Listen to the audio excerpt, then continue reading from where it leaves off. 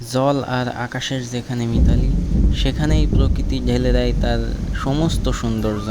ঠিক তেমনই এক রূপকথার মতো জায়গা আমাদের যশোরের ভাতুরিয়া বিল।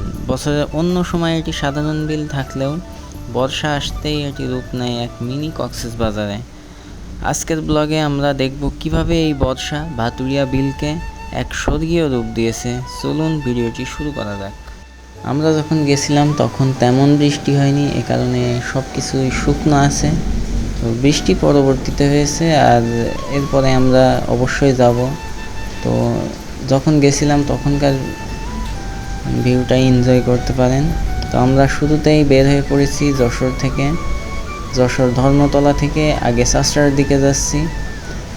চাষড়া মোড় থেকে সোজা চাষড়া বাজার পর্যন্ত যাব। চাষড়া বাজার থেকে ডানে একটা রোড চলে গেছে ভাতুরিয়ার দিকে।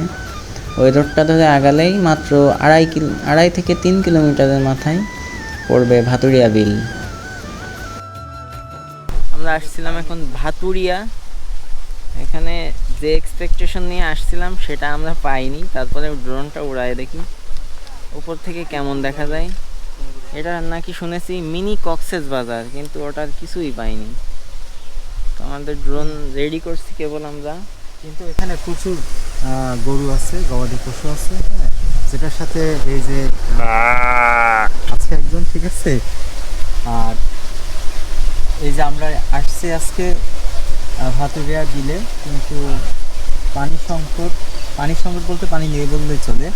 পানি ইনশাল্লাহ আমরা পাবো যে সময় বর্ষাকাল আসবে, পানিতে তখন থই থই করবে। এবং হচ্ছে যে যে রাস্তাগুলো দেখা যাচ্ছে সেই রাস্তাটাও সারা বছর বিলটা শুকনো থাকলেও বর্ষার সময় এটা রূপ পরিবর্তন হয়ে যায়। বিশেষ করে বর্ষাকালে এই বিলের রূপ বদলে যে পরিণত হয় এক মিনি কক্সবাজারে, যেটার চারিদিকে শুধুমাত্র পানি থই থই করে আর মাঝখানে এক টুকরা প্রকৃতি ভেসে ওঠে।